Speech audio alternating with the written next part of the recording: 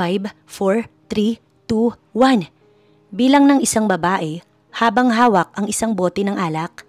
Nakatingin siya kay Rain habang nakanganga at dire-diretsyong uminom sa loob ng 5 segundo.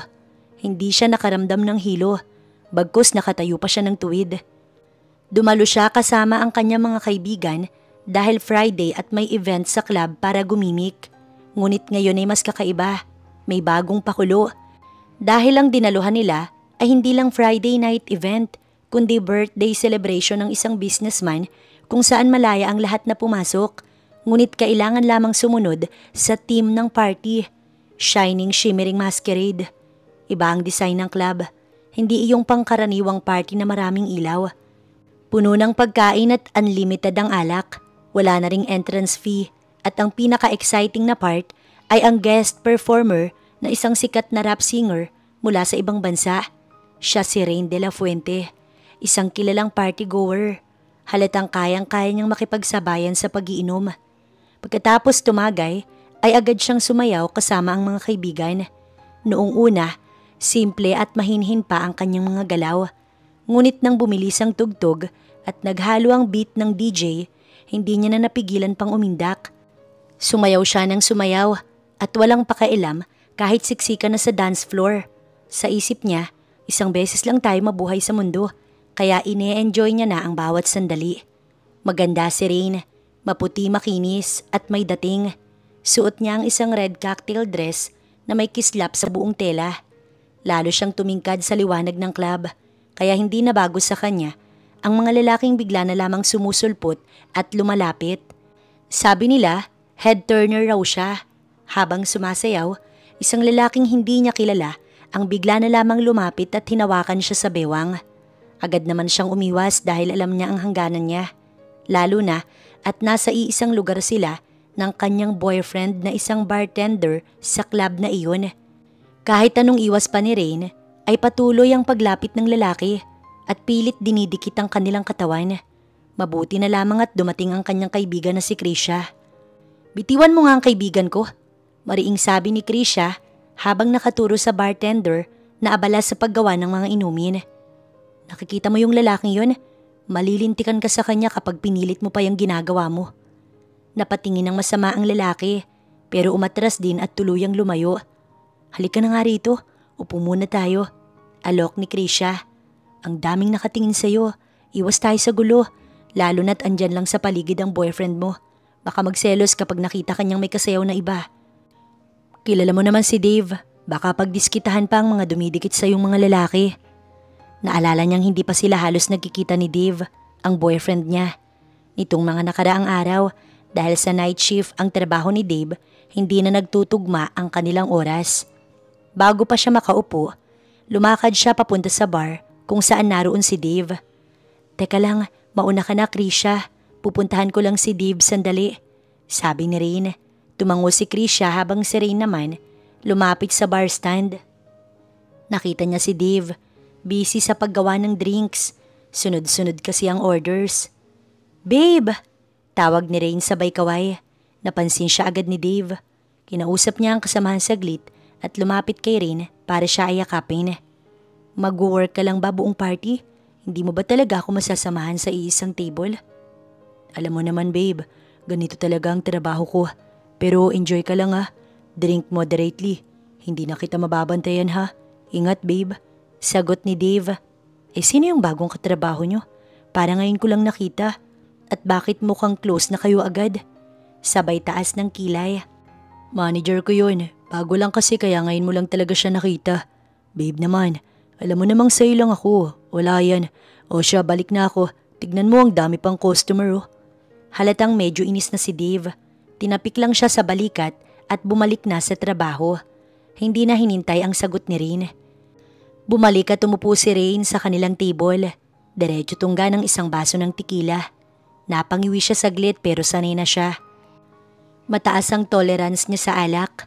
Pagtingin niya sa paligid, ang dami nang sumasayaw sa gitna. Masaya ang vibes at ang daming tao. Hinila niya ang kamay ni Krisha.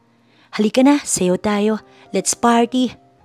Wala nang nagawa ang kanyang kaibigan kundi siya ay samahan. Sumayaw si Rain ng todo sa gitna. May ilan pang sumasabay sa kanya. Hanggang sa bigla siyang hinila pabalik ni Krisha.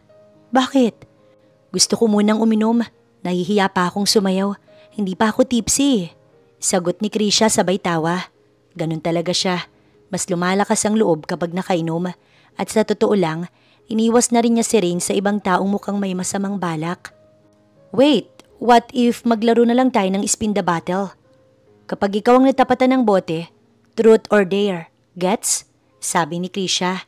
Tumingin-tingin pa ito sa paligid. 5 sila sa table kasama ang 3 pa nilang college friend. Game ako dyan, sigaw ni Rain. Sumang-ayon din ang lahat. Pinaikot ni Krisha ang bote at sa hindi inaasahan, kay Rain ito tumapat. Si Krisha ang nagtanong sa kanya. Ngumiti naman si Rain sa kaibigan at isinawalang bahala ang selos at inis sa boyfriend niyang si Dave. Wala siyang tiwala sa manager nito, lalo pat iba ito kung makatingin sa kanya. Truth or dare? Tanong ni Krisha. Alam mo na yan, dare ako syempre. Sagot ni Rain na parang walang kinatatakutan. O sige, I dare you. Itakas mo si Dave at dalhin mo siya sa private room. Tapos, sabay tawa ng mga kaibigan. Grabe ka, seryoso ba yan? Sabay tagay ulit ni Rain ng tekila. Ramdam niya na ang init sa katawan. Pero lalo lang siyang ginanahan. Tumayo siya at tumuloy sa bar para hanapin si Dave. Narinig pa niya sandali ang host ng party, pero hindi niya na inintindi. Tuloy-tuloy siya sa pag-inom. Medyo nahihilo na rin siya, pero lakas loob pa rin. Pagdating sa bar, hinanap niya si Dave. Pumipikit-pikit pa ang kanyang mga mata habang sinusuyod ng tingin ng paligid. Nakita niya ang isang lalaking pamilyar ang katawan at likod, kaya hinila niya ang kamay ng lalaki. Pareho pa silang nakamaskara. Pero sigurado si Rain na si Dave yun. Hindi na siya nagdalawang isip. Dinala niya ang lalaki sa VIP room. Pagpasok nila, agad siyang humalik sa lalaki. Gumanti naman ito. Kahit may suot pa silang maskara, hindi ito naging hadlang hanggang sa mapunta sila sa isang pulang leather sofa na nakapwesto sa gilid. Hindi na sila nakapag-usap at nadala na sila sa moment. Para kay Rain, exciting at may thrill dahil may maskara silang suot. Nasa loob sila ng club at naririnig pa rin ang tugtog. Dahil naiirita si Rain sa kanyang maskara, inalis niya ito, ngunit nanatili ang maskara ng lalaki.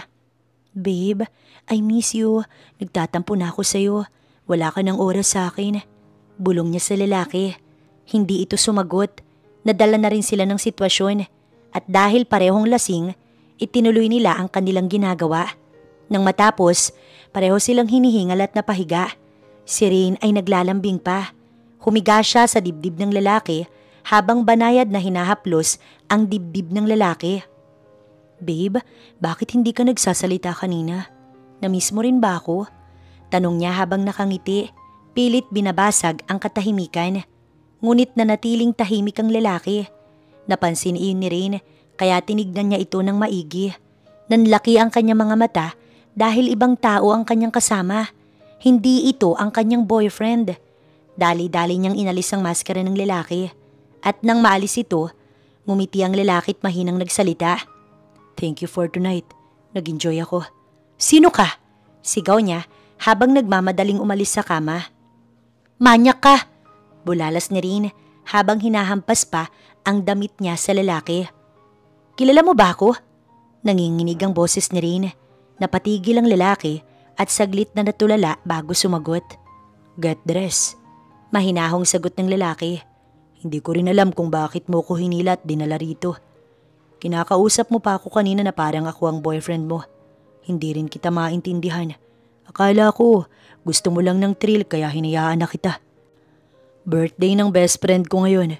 Galing akong Dubai. Hindi ko alam na ganito ang mangyayari. I'm sorry.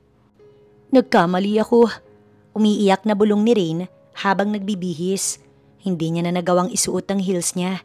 Hawak-hawak lang niya ito habang palabas ng room. Nasa labas ng pinto si Krisha. Naghihintay pa rin sa kanyang kaibigan. Iniisip niya na baka nag-e-enjoy pa ito sa loob kaya hindi pa lumalabas. Nagulat siya nang makita si Rain na palabas. Magulo ang ayos, hawak ang kanyang heels at halatang gulat na gulat. Rain, ano bang nangyayari? Tanong ni Krisha habang sinusundan ng kaibigan. Nang masundan niya ang kaibigan, bigla naman siyang nagsalita. Hindi ko alam. It's my fault. Where's Dave? Agad niyang tanong, bakas ang desperasyon sa boses. Dave? Di ba kasama mo siya sa VIP room? Tugon ni Krisha. Umiling si Rain at biglang nataranta. Rain, ano ba talagang nangyari? Tanong nito habang hinahaplos ang likod ni Rain. Krisha, I cheated. Pero hindi ko sinasadya. Akala ko si Dave yung kasama ko, Krish. Paano kung malaman niya? Baka iwanan niya ako. Tuloy-tuloy ang iyak ni Rain. Kalma lang, hanapin muna natin si Dave, okay? Sagot ni Krisha habang siya ay pinapakalma. Akala ko siya yung nahila ko. Pareho sila ng likod ng tindig. Pati mga mata parang pareho din pero hindi pala. Hindi ko alam, lasing na ako nun. Paliwanag ni Rain habang nanginginig ang boses. Teka lang, kumalma ka muna ha. Hanapin muna natin si Dave. Sagot ni Krisha. Nag-ikot sila sa buong club. Hindi nila nakita kahit pa ang anino ni Dave. Wala rin siya sa bar. Naisip nilang baka nakauwi na, pero hindi pa tapos ang party. Pero nang tingnan ni Rain ang phone niya, wala man lang siyang natanggap na message galing kay Dave. Pumunta sila sa washroom. Inaabangan nila ang mga lumalabas galing sa loob. Ngunit lumipas na ang 10 minuto. Wala pa rin si Dave. Nagdesisyon silang umuwi. Nagpaalam lang sa mga kasama at sinabing masama ang pakiramdam. Bago pa sila tuluyang makaalis, binati nila ulit ang birthday celebrant. Paglabas nila ng club, biglang napahinto si Rain. Nagulat siya sa nakita kaya bigla na lamang siyang napaatras. Nandoon si Dave.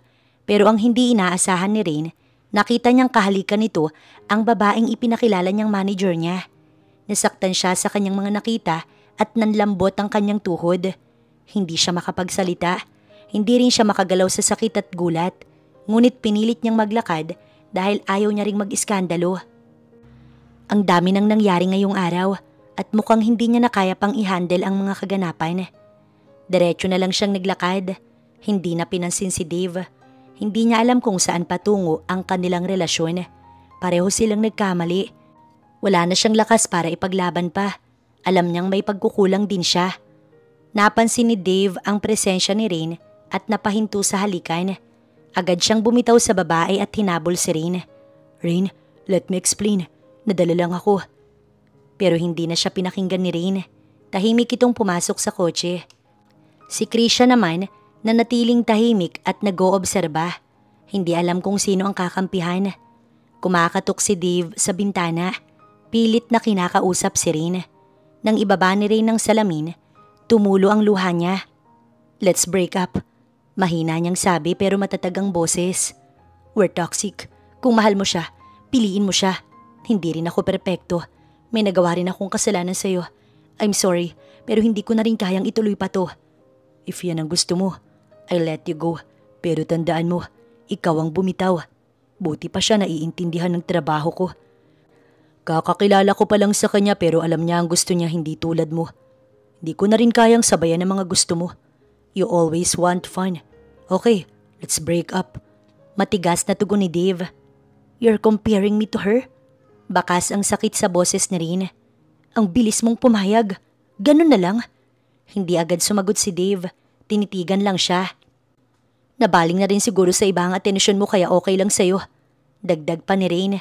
Pilit pinipigil ang pagpaos ng boses. Pagod na rin naman ako, Dave. Pagod na ako maghintay sa'yo. Ako lagi ang lumalapit. Laging bumibisita sa trabaho mo. Ako ang gumagawa ng effort para iparamdam sa'yo na mahal kita. Pero parang hindi mo man lang pinapansin, hindi mo na-appreciate. Tumulo ang luha ni Rain pero tinuloy pa rin ang pagsasalita. Just to be fair, I also cheated. Sa isang random guy, sa loob ng club. Akala ko ikaw pero hindi pala. Hindi ko sinasadya pero iyon ang nangyari. I'm sorry. Napayuko siya. Naglakas loob siyang aminin ng lahat para kahit papaano gumaan ang loob niya. If ayaw mo na okay lang. Wala na ring patutunguhan to. Hindi na mag-work kung pareho tayong nasasaktan. Tahimik si Dave. Kita sa mata niya ang gulat at bigat ng narinig. Pero hindi na siya hinintay ni Rain na magsalita pa. Umiling lang siya at isinara ang bintana ng kotse. Mabilis siyang humarurot paalis. Samantala, lumabas din ang lalaking kasama ni Rain sa VIP room. Dumiretso siya sa main area ng club. Agad siyang sinalubong ng matalik niyang kaibigan, ang birthday celebrant. "Kanina pa kita hinahanap. Where have you been?" Tanong nito, may halong saya at pag-aalala. "Diyan lang, I'll go ahead. Happy birthday ulit at salamat sa pag-iimbita mo sa akin." Pero bago pa siya makalayo, hinawakan siya ng kaibigan. "Teka lang, engineer, ipapakilala muna kita sa mga kaibigan ko." Masiglang sabi nito. "Ang tagal mong nawala sa Pilipinas. Akala ko hindi ka na makakauwi. Butit nandito ka sa birthday ko. Halika, may mga architect friend ako. Baka dito ka na makahanap ng mapapangasawa. Guys, I want you to meet my best friend." Bungad ng celebrant. "Magkaklase kami since high school. This is Zachary Lorenzo. Call him Engineer Zach. Kung pamilyar kayo sa Lorenzo Construction Firm sa Dubai, siya ang may-ari. May branch na sila dito sa Pilipinas." Napangiti siya, pero hindi niya maalis sa isip ang babaeng nakasama niya sa VIP room. Nakaukit sa alaala niya ang mukha nito, ang paraan ng pagtingin, kung gaano kabango ang babae. Pakiramdam niya ay siya na ang dawan. Habang si Rain naman, iniisip pa rin ang mga nangyari. Ayaw mag-sink in sa kanyang utak ang lahat. Nasanay si Rain na kasama si Dave sa lahat ng bagay. At halos lagi na lang niya itong pinagsasabihan ng mga problema niya. Lalo pat siya lang mag-isa ang nasa Pilipinas. Lahat ng kamag-anak at pamilya niya ay nasa abroad na for good. At siya, nagpupumilit dito sa Pilipinas mag-stay to become more independent. Ngunit nang mangyari ang hindi inaasahang break-up nila, nasaktan siya ng husto. She became emotionally independent kay Dave. Alam niyang mali but she did it. At ngayon, masakit sa kanya ang harapang panluloko nito. At masakit din sa loob niyang nadala siya sa pagiging wild niya at di sinasadyang maangkin ng iba. Lalo pa ng taong ni minsan hindi niya nakilala. Pag-uwi niya, uminom siya kasama si Krisha sa pag-asang maibsan ang sakit na nararamdaman niya. Pain and guilt that kills her at patuloy siyang dinudurog unti-unti pero sobrang sakit. Sinubukan niyang tawagan si Dave, ngunit nakablock na siya. Dahil dito, naisip niya na baka talagang wala ng pag-asa na maibalik pa ang dati nilang relasyon. Noong una, palagi niyang ikinukulong ang sarili sa lungkot at pag-iisa. Ngunit isang araw, nang tumingin siya sa salamin, doon niya napagtanto na napapabayaan na niya ang sarili, kaya nagdesisyon siyang unahin muna ang sarili. Makaraan pa ang ilang mga araw at linggo, habang patuloy na hinahanap ni Rain ang kanyang sarili, si Zach naman patuloy na naghahanap sa kanya. Gabi-gabi siyang bumabalik sa club, umaasang muli silang magkikita. "Ilang linggo na akong pabalik-balik rito. Wala naman ako napapala. Nasaan ka na ba?" Bulong ni Zach sa sarili habang binabaybay ang exit. Lagi na lang siyang bigo. Wala siyang makitang bakas ng babae. Iniisip niya baka naroon lang ito sa paligid, ngunit iniiwasan siya nito. Isang araw, habang tinitingnan ni Zach ang kanyang orasan habang nasa elevator, bigla itong bumukas at pumasok ang isang pamilyar na babae. Sigurado siya, sa mukha, sa katawan, sa mga mata at sa lahat ng detalye ng kanyang itsura. Nagniningning ang kanyang mga mata sa muling pagkikita nila ng babaeng matagal niya nang hinahanap, pero ngayon lang nagpakita sa hindi sinasadyang pagkakataon at hindi inaasahang lugar. Sa sarili pa niyang kumpanya. Siguro nga, may tamang oras para sa lahat ng ito. At eto na yun. Dahil nagsisiksikan ng mga tao, mas lalo silang napalapit sa isa't isa. Doon niya napansin ang ID ng babae. Hindi na siya nakatiis at gusto niya na itong kausapin. Hindi siya kinabahan dahil ramdam niyang hindi na siya naaalala ng babae. Pero isang bagay ang tumatak sa kanya. Malungkot ang mga mata nito, mukhang pagod at stress. Paglabas nila ng elevator, naglakas loob na siyang makipag-usap. Para kay Zach, parang tumigil ang mundo. It's now or never. Ngayon na may pagkakataon siya, hindi niya napapalampasin ang pagkakataon. Baka ito na ang huli nilang pagkikita. "Miss, you look familiar." Saad niya sa babae. Ngumiti naman ng pilit si Rain. Siguro nga nakita niyo na po ako dito before kasi mag-iisang taon na rin ako dito sa kumpanya." "Siguro nga, anyway, saang department ka na ulit?" "Accounting department." Tipid na sagot ni Rain sa lalaki. Bigla namang inabot ni Zack ang kanyang kamay at nagpakilala. I'm Zachary Lorenzo. Noong marinig ang kanyang pangalan, napatulala si Rain dahil pamilyarang pangalang iyon. Iniisip muna niya kung saan niya ito narinig at nang magbalik sa wisyo, doon niya napagtanto na ang lalaking kaharap niya ay ang nagmamay-ari ng kumpanyang kanyang pinagtatrabahuhan. Ito ang unang beses na makita niya ang lalaki, kaya nakaramdam siya ng kaunting hiya. Zack for short. Sagot naman ni Zack. Don't call me sir. Halos magkaedad lang tayo. Napanganga naman si Rain at hindi alam ang sasabihin. Pasensya na sir. Ay, Zack po. Hindi po ako sanay na hindi nagsisir. Lalo't kayo po ang may-ari ng kumpanya. Okay lang yan. Gusto ko kasi casual lang. Ayokong tinatawag na sir. Mauna na po ako. Baka malate pa ako. Paalam ni Rain, ngunit hinagip ni Zack ang kanyang kamay bago pa makaalis. Bago ka umalis, pwede ko bang malaman ang pangalan mo? Rain de la Fuente po. Sagot niya at tuluyang umalis. Hindi niya inakala na makikilala niya ang owner ng kumpanya sa isang ordinaryong araw. Nakaramdam siya ng kaunting kilig at hiya dahil hindi siya masyadong presentable. Hindi tuloy niya ito makalimutan, kaya kinaumagahan, nagdesisyon siyang mag-ayos muli at ibalik ang dating saya, yung malinis sa katawan, maayos at desente tuwing pumapasok sa kumpanya. Sinuot niya ang isang long dress at blazer, tsaka nag-ayos na rin siya ng buhok niya. Kinulot niya ito't nag-makeup siya ng light makeup. Nang makarating siya sa elevator, nagbabaka sakaling makita ulit ang lalaki. Hindi naman siya nabigo. Parang naulit ang nangyari. Nakasama niya muli si Zack sa elevator at doon ay mas napalapit siya at mas naamoy niya kung gaano siya kabango. Amoy mayaman at amoy may kapangyarihan. You look nice today. I love your outfit. Ngumiti si Rain. Mukhang effective ang kanyang effort. Simula noon, naging routine na nila ang pagkikita sa elevator. Alam na ni Rain kung anong oras naroon si Zack, kaya palagi siyang maagang pumapasok. Hindi pa man sila close, parang araw-araw, lumalalim ang kanilang kwentuhan. Isang gabi, dumalaw ang kaibigan niyang si Krisha. Samahan mo ko mamaya, may party sa club, Friday night. Yaya nito. Alam mo naman Krisha na naglalaylo na ako dyan. Iniiwasan ko na yung party dahil sigurado ko makikita ko lang dyan yung ex ko. Hindi pa ako ready, tsaka ayoko na talagang pumarty. Naalala mo ba sinabi ni Dave sa akin? Ikinumpara niya ako sa iba, puro lang daw ako fine. Alam mo namang nasaktan ako sa sinabi niya, kaya ang goal ko ngayon ay ayusin ang sarili ko. Saad niya sa kaibigan. Ngumiti naman si Krisha at hindi nagtampo, bagkos ay inintindi niya ito. Gets kita.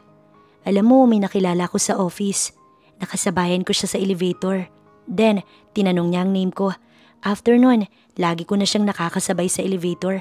Ang pinagtataka ko lang ay halos araw-araw ko na siyang nakikita at nakakasabay. Baka soulmate mo na yan.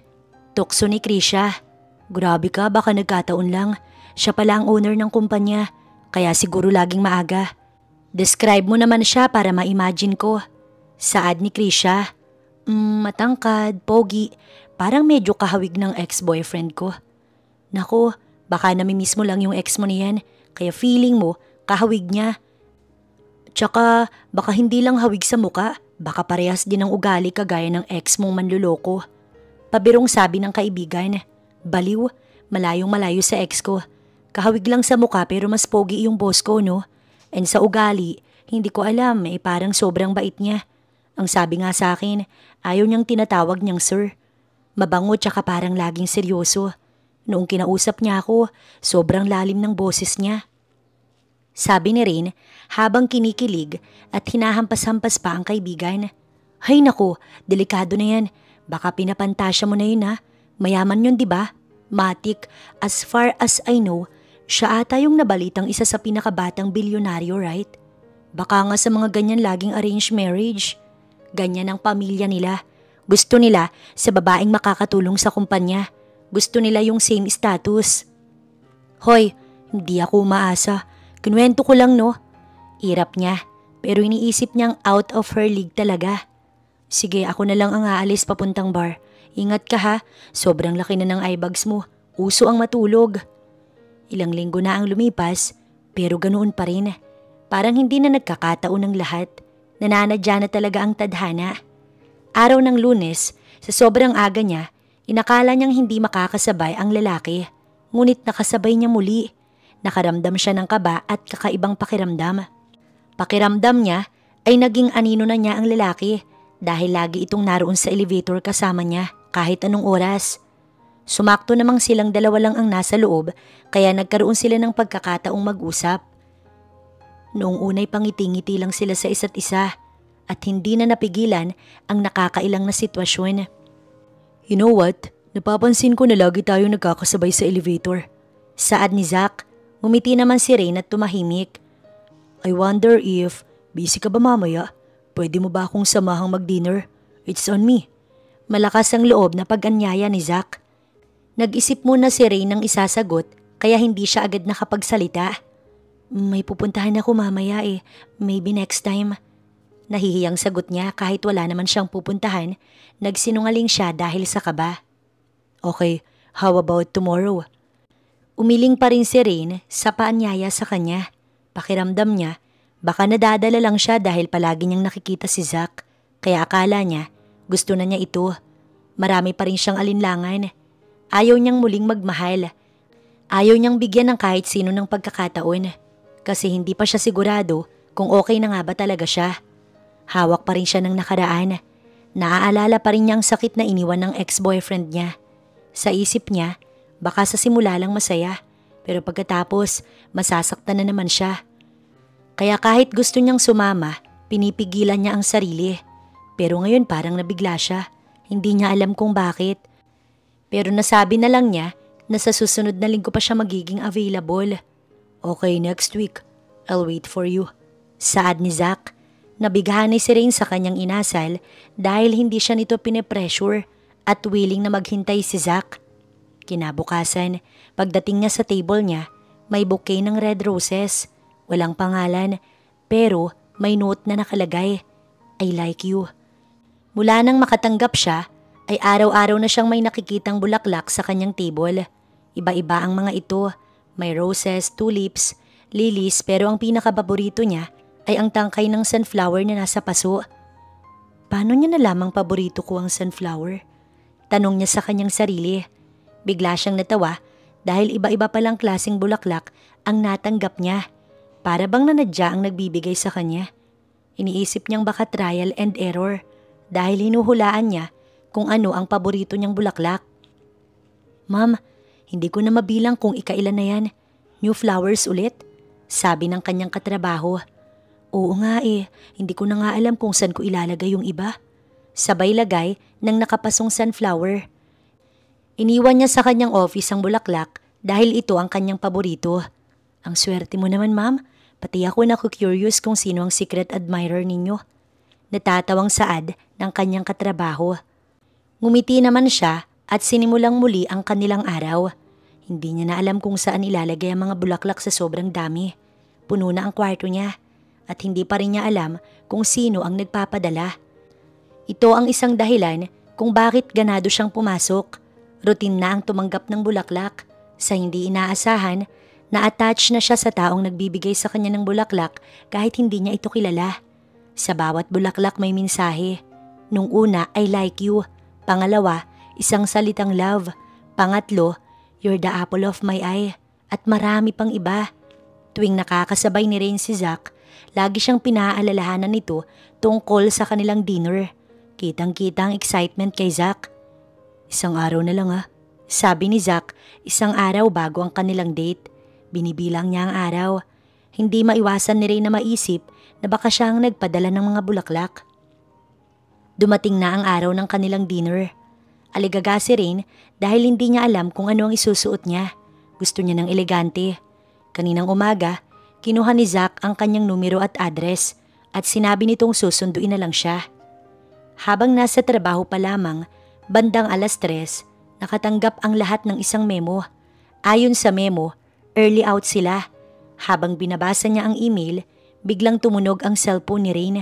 Nakatanggap siya ng message mula kay Zach at hindi niya tuloy maitago ang kilig niya. Early out, para marami kang oras mag-prepare at makapagpahinga. 7 p.m. kita susunduin. Ito ang nakalagay sa mensahe. Dali-dali siyang umuwi. Humiga muna siya ng 30 minuto bago siya mag-ayos. Ang saya-saya ng pakiramdam niya. Parang gusto niyang suotin lahat ng damit niya. Titignan ng sarili sa salamin at ngumingiti habang nag-iisip kung ano ang babagay. Nakita niya ang damit na gusto niya, kaya nagpunta siya sa mall para magpalinis ng kuko. Dahil pink ang damit na napili niya, pinili niya ang peach na kulay ng kuko niya. Hindi niya na tinawagan ng kaibigan dahil abala siya sa paghahanda. Pag-uwi niya, naligo at nag-ayos siya. 1 oras na lang bago ang dinner. Nang matapos mag-makeup, kinuha niya ang kanyang heels. Habang sinusuot niya ito, may narinig siyang busina sa labas. Nang buksan ang bintana, nakita niya si Zack.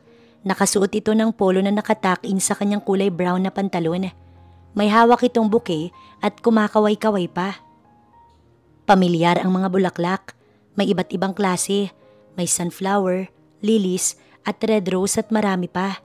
Dito na-realize ni Rain na parang pinagsama-sama ni Zack lahat ng bulaklak na natanggap niya sa isang bouquet.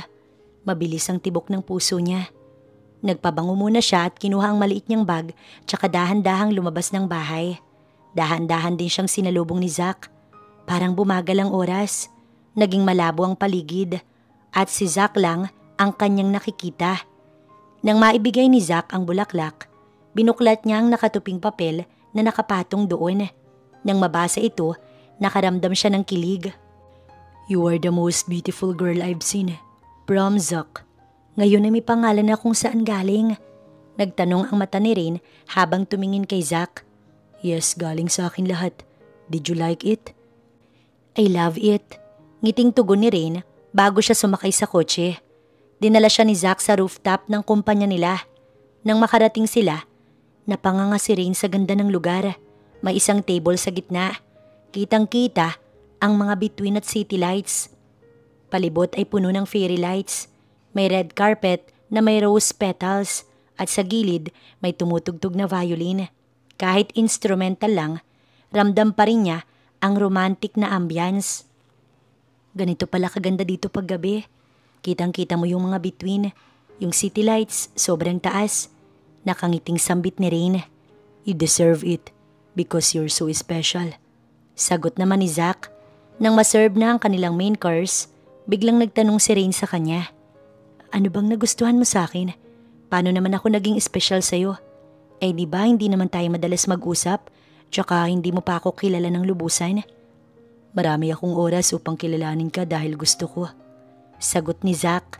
Matapos silang kumain at maiserve ang dessert, biglang nagsalita si Zack. "Ang bilis ng oras, no? Parang ayaw ko pang matapos ang gabi." "Bakit naman? Basta, may surprise ako sa'yo pagkatapos nito." "Tara na." Aya ni Zack sa kanya. Habang hinawakan ng kamay ni Rain, sabay silang naglakad patungo sa gilid. "Tingala ka lang," utos ni Zack at biglang ang lumabas ang mga fireworks sa kalangitan. Kitang-kita sa kanilang pwesto ang ganda at makulay na display. Naramdaman ni Rain ang kilig at pagiging espesyal. Ngayon niya lang naranasan ng masurpresa ng ganito. Nang biglang nagsalita si Zack. "Rain, do you know that I love it when it rains? Kahit maganda ang weather ngayon, gusto ko pa rin ng rain. I think I'm falling in love with you." Nanlaki ang mata ni Rain sa narinig niya. "Pero 1 buwan pa lang tayong magkakilala." Sagot ni Rain, ngunit para kay Zack, ito na ang perfect timing para aminin kung saan sila unang nagkita. "I want to be honest with you. Hindi kita sa elevator unang nakita. Bago pa tayo nagkita sa elevator, hinahanap na kita. Binabalikan kita sa dati mong tambayan." "Ha? What do you mean?" "Hindi ba talaga ako pamilyar sa'yo? Nung una kitang nakita, parang na-love at first sight ako sa'yo." Tahimik lamang na nakinig si Rain. "I think you are my first love." Dagdag ni Zack. Napanganga naman si Rain at tila maraming tanong ang gusto niyang itanong.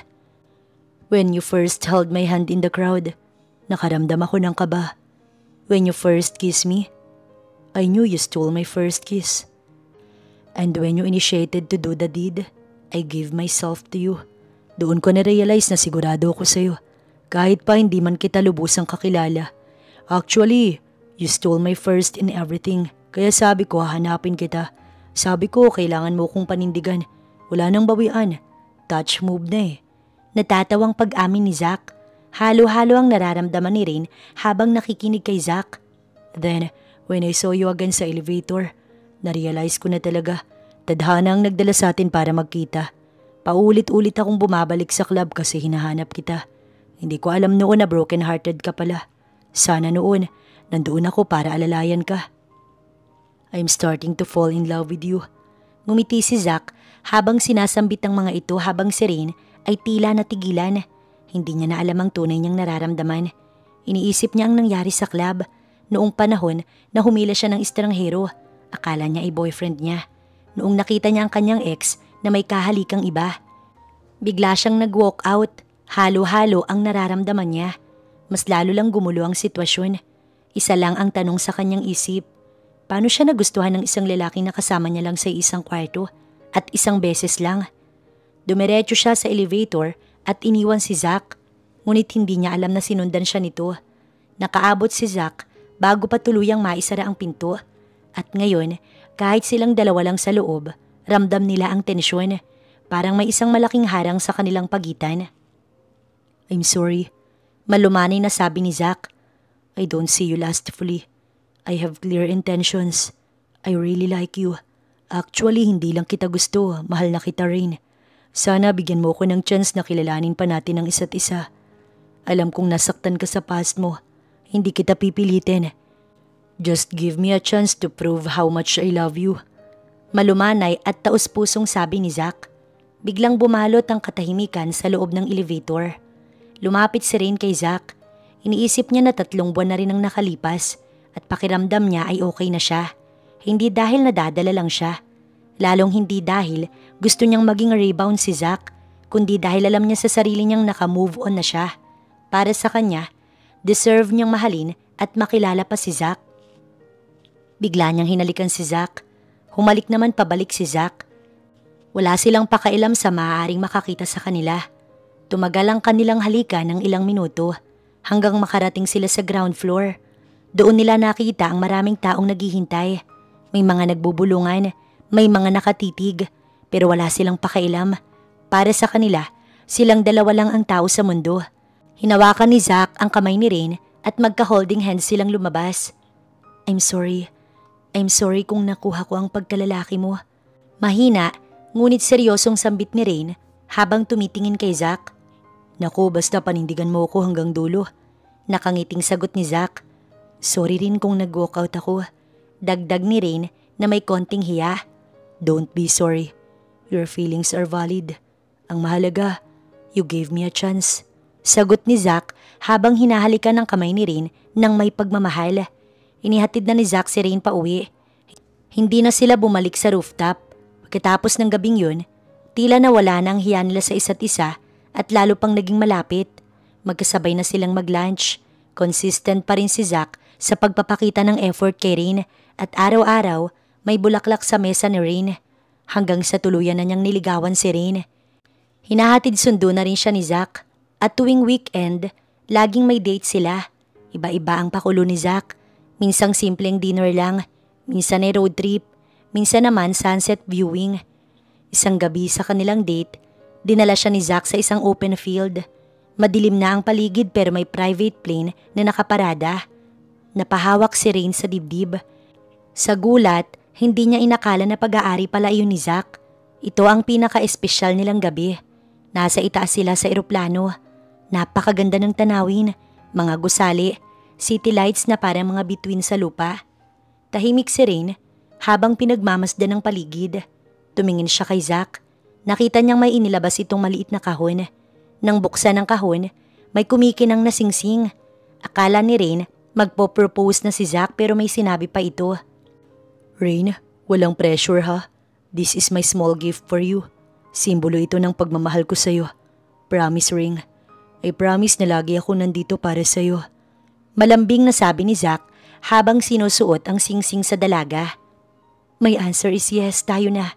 Gusto ko nang gumawa ng maraming alaala kasama ka. Sagot ni Rain at nanlaki ang mga mata ni Zack sa gulat at tuwa. Talaga? Sabi ko no pressure. Pero sino ba naman ako para tanggihan ka? Wala na tong atrasan ah. Niyakap siya ni Rain at magkasama nilang pinanood ang mga city lights.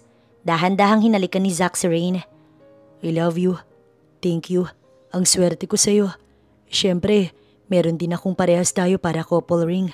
Saad ni Zack at niyakap muli si Rain. Isinuot naman ni Rain ang singsing sa daliri ni Zack. Akala ni Rain, perpekto na ang lahat. Masaya sila, bukas sa isa't isa at may respeto. Pero sinubok ang kanilang relasyon. Isang araw, habang magkasama sila, tumawag ang ama ni Zack. I need you here in Dubai. May emergency pero no pressure. Tsaka ako na lang sasabihin kapag nandito ka na. At tsaka bakit ang tagal mong bumalik dito? Baka may iba ka ng pinagkakaabalahan dyan. Ipasusundo kita sa fiancé mo. Mariing boses ng ama ni Zack sa telepono. Nasabi ko na rin sa fiancé mo. Bukas ay pupunta na siya dyan. Ang sabi pa niya, ilibot mo raw siya dyan. Dagdag ng kanyang dad habang pinipigilang mainis ni Zack. Dad, akala ko emergency. Ngunit pinatay na ng ama niya ang tawag. Hindi narinig ni Rain ang kanilang pag-uusap. Lumapit si Zack sa kanya. Pinapapunta ako ni Dad sa Dubai. Okay lang ba? Tanong ni Zack, may bahagyang kaba sa tinig. Tumango si Rain at pilit na ngumiti. Oo naman, I know you're busy and I respect that. Naiwan mo yung business niyo roon. Sagot niya ng may pag-unawa. Kinabukasan, bumiyahe na rin mag-isa si Zack papuntang Dubai. Iniiwasan niya ang babaeng gusto ng pamilya niya para sa kanya. Isang babae naman ang lumapit kay Rain habang abala sa trabaho. Can I talk to you? Tanong ng babae nang may magalang ngunit diretso. Yes, what can I do for you? Sagot ni Rain ng maayos. Can we talk in private? Humiling ang babae. Pero may trabaho pa po ako, ma'am. Paalam ni Rain nang may pag-aalinlangan. Nakausap ko na ang manager mo. Sabi niya okay lang na mahiram kita sandali. Mas importante pang sasabihin ko kaysa sa trabaho mo. Sagot ng babae, mahinhin maganda elegante at halatang mayaman. Ilang saglit pa, nasa isang coffee shop na sila. Tahimik si Rain habang hinihintay kung ano ang pakay ng hindi kilalang babae. I know hindi mo ko kilala. I just want to ask, gaano mo kakilala si Zack? Tanong ng babae ng diretso. Biglang nag-iba ang ekspresyon ni Rain pero hindi siya nagpaligoy-ligoy. I'm his girlfriend. Actually, kagabi nga lang kami naging official. Sagot niya ng may halong kumpiyansa. Tumango ang babae pero kapansin-pansin na may bahid ng pag-aalinlangan sa kanyang ngiti. I know, pero naisip ko lang kung kilala mo talaga si Zack. Bakit hindi mo ko kilala? Usisa ng babae. Pabalang ang tono kung paano ito magsalita. Girlfriend ka rin ba niya? Tanong ni Rain sa babae. May kirot sa tinig. Umiling ang babae at tumawa ng kaunti. Girlfriend? No. Zack doesn't have another girlfriend kasi may fiancé na siya at ako yun. Nanlaki ang mga mata ni Rain. What? Wala siyang nabanggit sa akin. Niligawan niya ako ng matagal. Exactly, kaya nga ako nandito. Maybe ikaw yung side chick. Hindi ba babae ka rin? Hindi mo ba ramdam yung sakit na nararamdaman ko? Sana naman makonsensya ka. Sinisira mo ang reputasyon niya, pati ang kumpanya. His dad likes me. Ikaw, hindi ka ba nagtataka kasi hindi ka pa pinapakilala? Ibig sabihin, ayaw nila sa'yo. Baka hindi ka pasok sa standards nila. Sa totoo lang, baka magulat ka na lang. This year, ikakasal na kami. Napalunok si Rain. Hindi siya makapagsalita. Pilit niyang pinipigil ang luha na nagbabadyang bumagsak sa kanyang pisngi. Alam mo ba kung gaano ka-influential ang daddy ni Zack? You don't know what he can do. You don't even know how much Zack likes me. Hindi kita tinatakot. I'm just telling the truth. Layuan mo na siya. Binalaan siya ng babae ng may seryosong tingin. Tahimik lang si Rain at hindi na nagsalita pa dahil hindi niya alam kung saan siya lulugar. Alam ba ng pamilya mo nakabit ka ng fiancé ko? At hindi ka ba tinuruan ng tamang asal? Siguro'y dahil gusto mo lang ma-promote, kaya kating-katik kang magsumiksik. Ano? And for sure, alam mong mayaman si Zack, kaya dikit ka ng dikit sa kanya. Pera lang ang habol mo, diba? Sa yaman nila, imposibleng hindi mo naisip yun. Hindi ako makapaniwala na may mga babae pang tulad mo. Walang klase at higit sa lahat, walang hiya sa sarili. Dugtong pa ng babae. Hindi na kinaya ni Rain ang bigat ng mga salita. Tumayo siya, kinuha ang bag at tuluyang nag-walk out.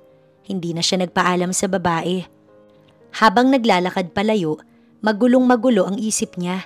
Pumasok agad sa kanyang isipan na baka kaya pupunta si Zack sa Dubai ay para sa babaeng iyon. Baka totoo nga ang lahat. Baka niloko lang siya. Baka siya ang pangalawa. Paglabas ay nakita niya si Dave na nag-aabang sa labas na may hawak na bulaklak. Parang bumalik lahat ng sakit. Rain, pwede ba tayong mag-usap? Pwedeng wag ngayon. Ang dami kong iniisip. Paano mo ko nasundan? Rain, I still love you. Balik na tayo sa dati, please. Bigyan mo ko ng second chance. Babawi ako sa'yo. I promise. Tama na, Dave. Gulong-gulo na ako. Matagal na tayong hiwalay. Okay na ako, wag mo na akong guluhin. Mariin niyang sagot. Ramdam ang pagod sa paulit-ulit na paghingi nito ng tawad. Mas nangingibabaw sa puso niya ang pagmamahal niya kay Zack kaysa sa sakit na dala ni Dave. Hindi niya na hinintay pang may masabi pa ito. Iniwan niya agad ito at umuwi na ng mabilis. Naiwan na mag-isa si Dave at sa katunayan, gusto niya talagang makipagbalikan kay Rain dahil hindi nag-work ang relasyon niya sa kanyang manager. Nakaramdam siya ng pagsisisi. Ngunit ngayong nalaman niyang may mahal ng iba si Rain, nasaktan siya ng sobra. Doon niya lang napagtanto na madalas, mas napapahalagahan mo ang isang tao kapag wala na siya sa buhay mo. Kahit malinaw na kay Rain na si Zack na ang mahal niya ngayon, hindi niya maiwasang isipin ang mga masasakit na salita ng babaeng nakausap niya. Sinabi nitong iwasan siya at kahit masakit, sinunod niya dahil ito ang tama. Hindi na siya nag-reply sa mga message and calls ni Zack. Ngunit kahit anong iwas niya kay Zack, ito pa rin ang magiging dahilan ng pagbagsak ng kanyang career. Kinabukasan pagpasok niya sa opisina, laking gulat niya nang makita ang kanyang mga gamit na nakalagay na sa isang kahon sa ibabaw ng kanyang mesa. Lumapit ang manager niya, halatang nahihirapan. I'm sorry, Rain. Alam kong magaling ka't nag-excel sa trabaho. Pero wala akong magawa. May utos mula sa itaas. You're fired. Ako na rin ang nag-impake ng mga gamit mo. Sabi ng manager na may kalungkutan. Pinilit ni Rain na wag umiyak. Gusto niyang magalit. Gusto niyang sumigaw. Pero alam niyang wala siyang laban. Mali nga talagang makailam sa love life ng may-ari ng kumpanya. Bulong niya sa sarili. Dali-dali niyang kinuha ang kahon ng gamit at lumabas ng opisina. Hindi na siya lumingon pa. Nang makalayo siya, tsaka lamang niya tiningnan ng cellphone. Maraming missed calls mula kay Zack. Sunod-sunod pero hindi niya binuksan.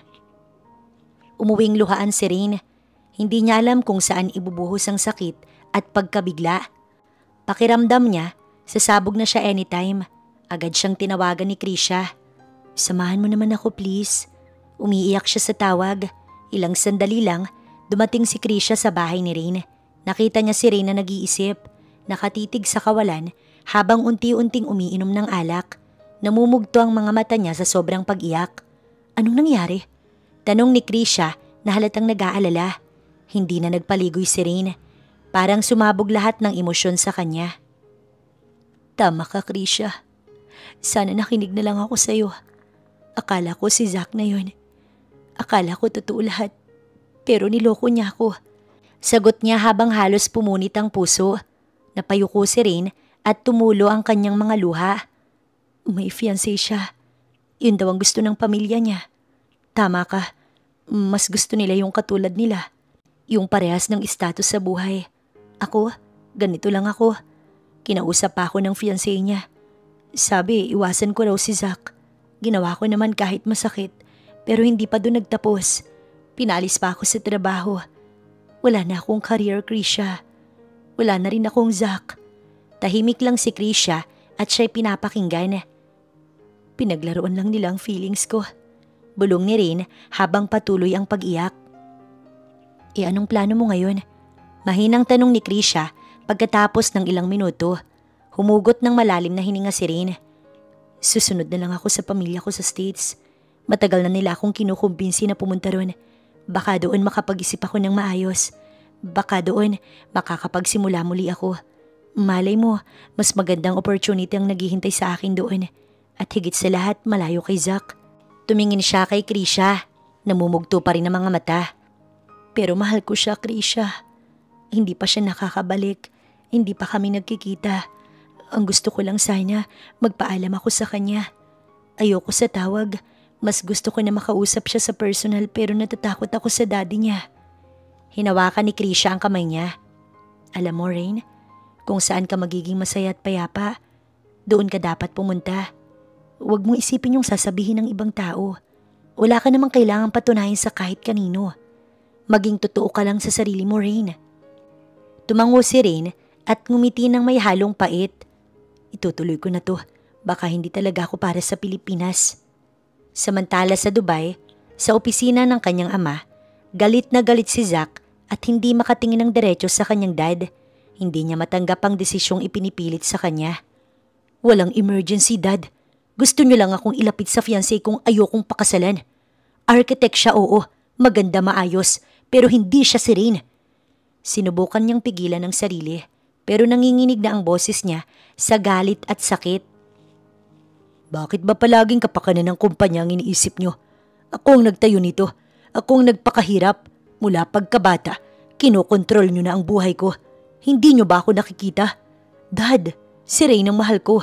Siya ang girlfriend ko. Bakit niyo pinakikialamanan? Nananatiling malamig ang ekspresyon ng kanyang ama. Nak, hindi mo pa naiintindihan. Matututunan mo ring mahalin ang magiging asawa mo.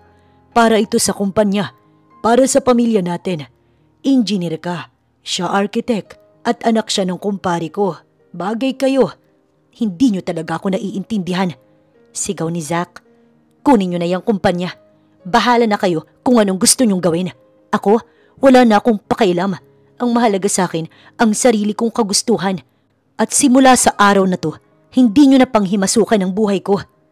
Mabilis siyang lumabas ng opisina. Hindi na lumingon pa. Pilit niyang pinipigilan ang pagbagsak ng luha habang naglalakad. Wala nang silbi sa kanyang kumpanya. Kung kapalit naman ito, ang babaeng nagbibigay ng tunay na kahulugan sa kanyang buhay. Ngunit wala siyang balita kay Rain. Hindi niya alam kung nasaan ito. Hindi ito sumasagot sa kanyang tawag. At ang pinakamasakit, namimiss niya na ito pero halatang iniiwasan siya ng dalaga. Bumalik si Zack sa Pilipinas.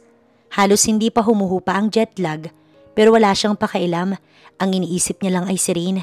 Sa unang pagkakataon, ramdam niyang hindi siya mapalagay hanggat hindi niya ito nakikita. Diretso siyang nagtungo sa kumpanya. Tumakbo pa siya sa loob. Umakyat agad sa accounting department pero hindi niya nakita ang anino ni Rain. Napatingin sa kanya ang isang staff. Hinahanap niyo po si Ma'am De La Fuente? Oo, nasaan siya? Inalis na po siya rito 1 linggo nang nakalipas. Parang biglang gumuho ang mundo ni Zack. Napasabunot siya sa sarili niyang buhok. Halatang gulat at galit sa sarili. Nakita niyang lantang sunflower sa gilid ng table ni Rain. Kinuha naman niya ito agad. Wala akong inutos na tanggalin siya. Bakit nila ginawa to? Bulong niya sa sarili. Hindi na siya nag-aksaya ng oras. Mabilis siyang sumakay ng sasakyan at nagtungo sa bahay ni Rain. Pagdating niya roon, walang tao sa labas, kaya inakyat niya ang gate. Buong pag-asang makakatok siya sa pinto. Rain, nandito ako.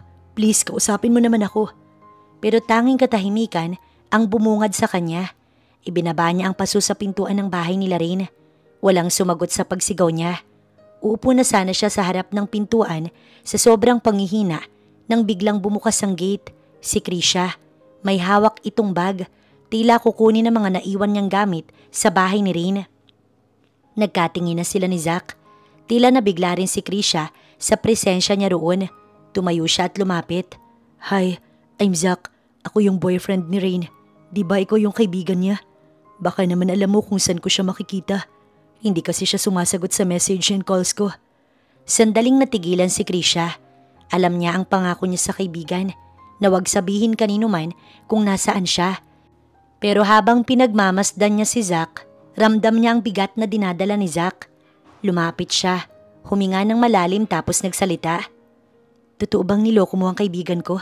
Tanong ni Krisha. Umiling si Zack. Hindi ko yun magagawa sa kanya. Mahal ko siya. Misunderstanding lang ang lahat ng to. Hindi ko ginusto yung nangyari. Hindi ko siya iniwan. Pinilit lang ako ng pamilya ko na pakasalan ng iba dahil sa negosyo. Pero si Rain talaga ang mahal ko. Siya lang. Tahimik si Krisha. Nag-iisip kung totoo nga ba ang sinasabi ni Zack, pero kitang-kita niya sa mga mata nito ang sensiridad at pagmamahal. "Please, tulungan mo kong hanapin siya," sabi ni Zack. Matapos ang ilang sandali, tumango si Krisha at nagsalita. "Nagpunta siya sa States 2 days ago. Sabi niya wag ko daw sabihin kahit kanino. Pero sino ba naman ako para hadlangan ng pagmamahalan niyo, di ba?" Napahawak si Zack sa ulo, napaluhod sa damuhan, tila nawalan ng lakas. "Saan sa States? Malaki ang Amerika. Hindi ko na alam kung paano ko siya mahanap." "Yan ang problema," sagot ni Krisha. "Hindi ko rin alam kung anong state o city siya. Pero may ideya ko. Ibigay mo ang number mo sa akin. Iti-text kita kapag nalaman ko na." "Salamat," bulong ni Zack. Buo ang pasasalamat sa kanyang boses. Umalis si Krisha, papasok sa bahay habang si Zack naman ay umuwi. Nang makauwi, humiga siya at nagpahinga ngunit ang daming bumabagabag sa kanyang isipan. Hindi siya mapakali. Paulit-ulit niyang tinitingnan ng cellphone. Naghihintay ng text. Hindi na rin siya nakatulog ng maayos. Kinabukasan, chinek niya ang cellphone pero wala pa ring text. Nang biglang tumunog ang kanyang cellphone, nag-text na si Krisha. Ang sabi ay nasa Stockton, California si Rain kasama ang pamilya. Kahit hindi pa sapat ang pahinga ni Zack, agad siyang nag-ayos ng mga gamit niya at pinakiusapan ng piloto ng kanyang private plane na dalihin siya sa California kung saan naroon si Rain.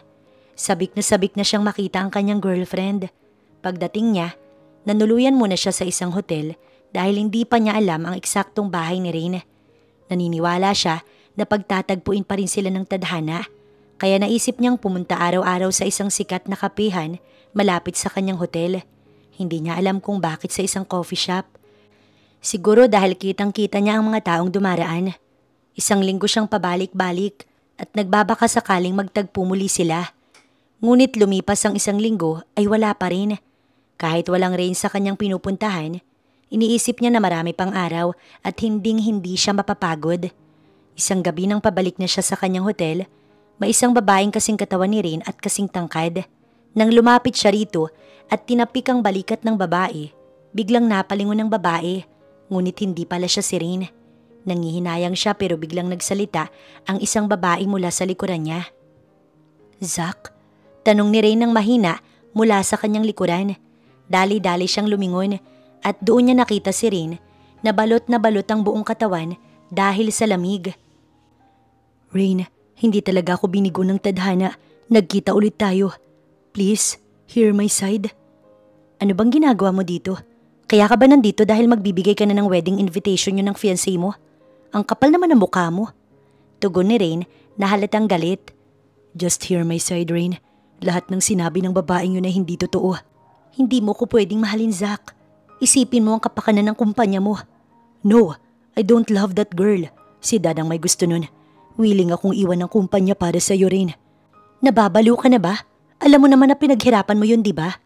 "Pero Rain, hindi na mahalaga sa akin kung anong posisyon at kapangyarihan ang meron ako. Ikaw ang gusto kong makasama sa buhay ko. Sure ako doon. Since birth, para na lang ako nakaprogram. Wala akong karapatang magdesisyon. Naging puppet ako ng pamilya. Kaya ngayon, gusto kong sabihin na sobrang mahal kita. At walang kahit sino man na makakapigil sa akin." Paliwanag ni Zack nang may dalang emosyon. "Sumama ka sa akin." "Saan naman tayo pupunta?" "Kasama ko ang family ko rito." Sagot ni Rain. "Ipapaalam kita. Mamanhi ka na ako bukas sa family mo. Bigyan mo naman ako ng chance, oh." "Tingnan mo, suot ko pa rin ang promise ring natin." Sambit niya habang pinakita ang singsing. Lumambot ang puso ni Rain at napaiyak na rin. Sa katunayan, na-miss niya si Zack at lagi siyang umaasa na hanapin siya nito. Hindi niya akalaing magkikita silang muli at susundan siya sa ibang bansa. Mula sa kanyang damit, inilabas niya ang kanyang kwintas. Isang pendant ang pumukaw sa atensyon ni Zack. Nasa necklace niya ang kanilang promise ring. "Nasa iyo pa rin pala yan. Ibig bang sabihin hinihintay mo ko?" Saad ni Zack kasabay ng pagngiti ni Rain sa kanya. "Oo, kahit galit ako sa'yo, mas nangingibabaw pa rin ang kagustuhan kong makita ka. Akala ko hindi na kita makikita eh. Akala ko nga tatanda na akong dalaga." Sabi ni Rain nang may luha sa mata. Niyakap naman siya ni Zack. "Sabi ko na nga, si Chris ang nagsabi sa'yo kung nasan ako, diba? Tanong ni Rain. Tumango naman si Zack. Hindi pa rin maalis ang ngiti niya. Sabihin mo sa akin ang address mo. Bukas pupuntahan kita. Bukas mamamanhikan ako sa pamilya mo. Totoo nga, hindi mahalaga kung ilang taon o gaano pa katagal ang isang relasyon. Dahil kahit wala pa tayong isang taon, sigurado na ako sa iyo. Sigurado na akong ikaw ang babaeng pakakasalan ko at kasama kong bubuo ng pamilya. Naghalikan muli sila. Tila na-miss nila ang isa't isa. Inihatid na rin ni Zack si Rain sa kanilang bahay. Kinaumagahan, maagang nag-ayos si Zack upang magtungo kina Rain. Gusto niyang makilala ang pamilya ng babaeng pakakasalan niya. Dadaan muna siya sa isang flower shop at bumili ng bouquet para kay Rain at para sa mama nito. Pagdating niya, sinalubong siya ng mainit na pagtanggap. Niyakap siya ng mga magulang ni Rain. Pakiramdam niya, wala nang atrasan pa dahil sa pakikitungo nila sa kanya. Ramdam na ramdam niya ang respeto. Ikaw ba ay sigurado na kay Rain? Bunso pa naman yan. Maliit pa noon, ngayon ay magpapakasal na. Tugon ng tatay ni Rain habang nakaupo sila sa kusina. Nakikipag one-on-one kay Zack habang umiinom. Opo, sigurado na po ako. Ito po pala yung sinasabi nilang sa unang kita mo sa isang tao. Mararamdaman mo na kung siya na ang dawan. Ganun po ang naramdaman ko sa anak nyo. O sige ha, ipagkakatiwala ko siya sa'yo. Mahal na mahal ko yon. Kapag may problema ang mag-asawa, huwag mo nang solusyonan ng bagong problema. Huwag kang maghahanap ng iba. Pangaral ng ama ni Rain. Anong plano mo pagkatapos ng kasal? Tanong ng ama. Magbubukod na kami tito. Meron po akong biniling isla. Sa tingin ko doon mas magandang magsimula. Huwag po kayong mag-alala. Sa Pilipinas po yun at aalagaan ko ang anak nyo. Tinapik ng ama ni Rain ang balikat ni Zack. Halos mangiyak-ngiyak pa siya. Dahil aprobado na siya ng pamilya ni Rain. Wala na itong atrasan. Nung nasa labas sila ni Rain habang nag-uusap, naging mas malalim ang kanilang pag-uusap. Pakakasalan na kita. Nakapagpaalam na ako sa mga magulang mo. Ngunit bago pa man magpatuloy, tumingin si Zack saglit. Kinuha niya ang maliit na kahon mula sa bulsa at ito ay binuksan. Naglalaman ng isang simple ngunit magandang singsing. Rain, gusto kitang makasama habang buhay.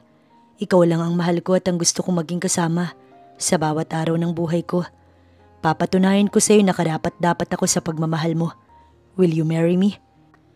Napahawak ang kamay ni Rain sa pisngi ni Zack. Hindi makapaniwala sa nangyayari. Napaluha siya, ngunit masayang-masaya siya. Yes, Zack. Sagot ni Rain habang niyayakap siya ng mahigpit. Nang makita ang paligid, nakita niya ang kanyang pamilya na masayang-masaya. Isinuot naman ni Zack ang singsing sa kanyang daliri. Hindi na promise ring, kundi isang engagement ring na ang nasa daliri ni Rain. Sigurado ka na ba talaga sa akin? Tanong ni Rain. Siguradong sigurado na. Siguro deserve ko namang mag-end sa taong nakakuha ng lahat ng first ko. Natatawang tugon ni Zack. Paano naman ang kumpanya? Iniwan ko na ang kumpanya. Ayoko na rin mag-stay sa mga taong hindi na ako nare-respeto. Hindi na ako bata. Hindi pwedeng lagi na lang akong sumusunod sa mga taong pinaparamdam na wala akong kakayahang magdesisyon.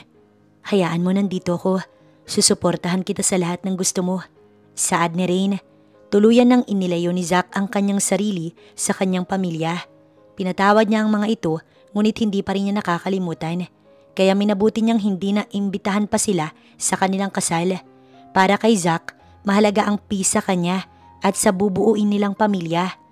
Lumipas ang ilang buwan at sa wakas, dumating na ang araw ng kanilang kasal. Nagpakasal sila sa isang beach resort sa isang isla. Isang isla na pagmamay-ari ni Zack. Isang simpleng beach wedding kung saan sila magtatayo ng kanilang pamilya. Ang isla ay napapalibutan ng maraming sunflowers. Kasama ang mga kaibigan at pamilya, sila ang nakasaksi sa kanilang espesyal na araw. Han, ang daming sunflowers. Hindi ko mabilang. Nalulula ako. Thank you, Han. I love you. Tugon ni Rain kay Zack. Siyempre, sabi ko nga special ka. Deserve mo yan. Gusto ko na kahit simple lang ang kasal natin. Kahit onti lang ang dadalo, gusto kong maramdaman mo na special ka, na mahal kita. Nagpalakpakan ng lahat ng maghalikan sila sa harap ng mga tao. Ngayon, Lorenzo na nga si Rain. Congrats, Rain. Bati ni Krisha sa kaibigan. Ngumiti si Rain at siya niyakap. Kung hindi dahil sa'yo, hindi malalaman ni Zack kung nasan ako. Buti na lang sinabi mo, kasi baka hanggang ngayon, nagmo-move on pa rin ako sa States. Salamat talaga, sabi ni Rain. Buksan mo ng gift ko, sabi ng kanyang kaibigan. Inabot niya naman ang kanyang regalo sa kanyang kaibigan. Dahan-dahang binuksan ni Rain ang isang paper bag. Krisha, ano ka ba? Bakit ang daming pregnancy test? Buntis ka ba? Hindi no, I can't wait sa magiging inaanak ko. Galingan mo ha? Natatawang sagot ng kaibigan. Hindi mapigilang maiyak ni Rain. Niyakap niya ng mahigpit si Krisha. Mamimiss kita, sambit nilang dalawa. Swerte na si Rain sa kaibigan, swerte pa siya sa kanyang asawa. Matapos ang kasal at handaan, binuhat ni Zack si Rain. Isa ng ganap na mag-asawa ang dalawa at dinala siya sa kanilang modernong bahay sa isla. I love you. Dito tayo bubuo ng pamilya. Malayo sa mga tao. Tayong dalawa lang, sabi ni Zack. Hindi, mas mahal kaya kita. Pangaasar ni Rain. Ayaw mo magpatalo ah. Sino kaya sa atin ang may balak pang i-ghost ako? Natatawang sabi ni Zack at muling binuhat si Rain papunta sa kanilang kwarto. Tawa ng tawa si Rain dahil kinikiliti siya ni Zack. Sino kaya yung ang lakas ng loob maghanap sa akin sa States kahit hindi naman alam ang address ko? Dahil dyan gusto ko ng 10 anak, sabi ni Zack. Grabe Han, parang hindi ko kakayanin yan. Kakawawain mo ba talaga ako? Siyempre hindi, katawan mo yan. At kung ilan ang gusto mong anak, ganoon din ako. Ikaw ang magbubuntis at maghihirap. Basta mahal kita pero sana, hindi lang isa please. Thank you Han, siyempre naman kapag mag-isa lang, baka maboring siya, wala siyang kalaro.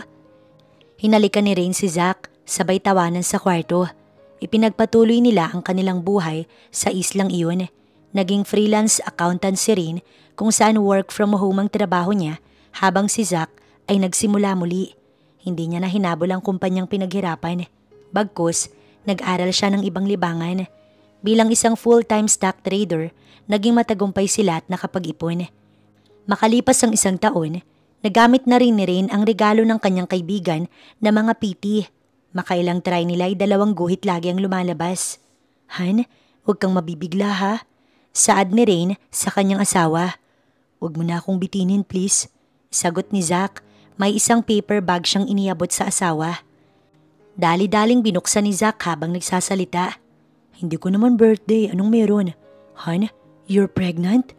Nabigla siya sa kanyang nakita. Tumango naman si Rain sa kanya. Yes, magiging ama na ako. I love you Han. Sigaw niya habang buhat-buhat ang asawa. Pinuno nila ang bahay ng init at bango ng pagmamahalan kahit silang dalawa lang at ang kanilang magiging anak sa isla na iyon. Ang tahimik na isla ang naging saksi sa lalim ng kanilang pagmamahalan, isang pag-ibig na matatag at walang hanggan.